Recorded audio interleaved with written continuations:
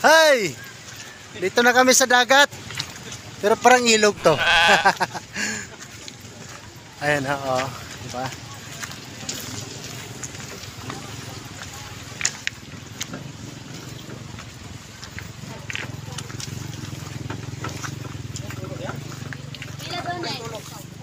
Mayo dito sa pila, bikas ako, hindi mo tulog. Ilay mo na ba dito? Yari ta kitata, marunong gyapon. Ha? Ito di ay. Oh, ayan na yung cottage sa amin, no. Dito na kami sa dagat, guys, pero parang ilog eh. Ganda ng lakas. Ito ang swimming pool namin dito sa ano. Kaway-kaway naman kayo dyan. Oh. Hi! Oh. Grabe, struggle lang mong nadaan. So mga kakumpare, ganito kaganda yung ilog sa Daraitan Falls. Kita nyo naman mga kakumpare kung gaano talaga ganda yan. Talagang maaliw ko talaga sa ilog na yan.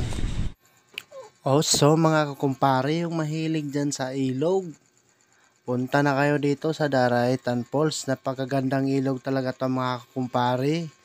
At saka kinagandahan lang talaga ito mga kakumpare. Dito talaga ako naaliw sa sinasakyan na bangka. Kasi kapag kunting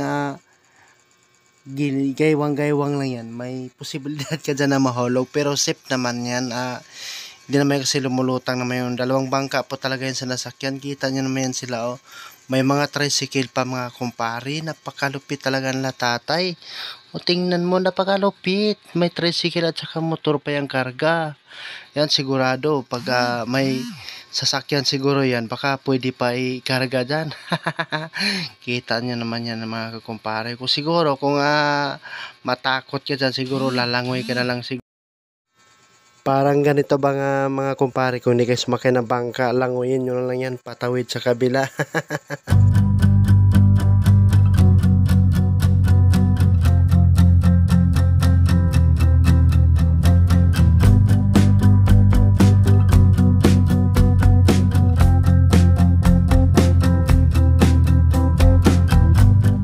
Waking up early, wonder if I slept at all. Stuck in the story, so much on my mind I can't quite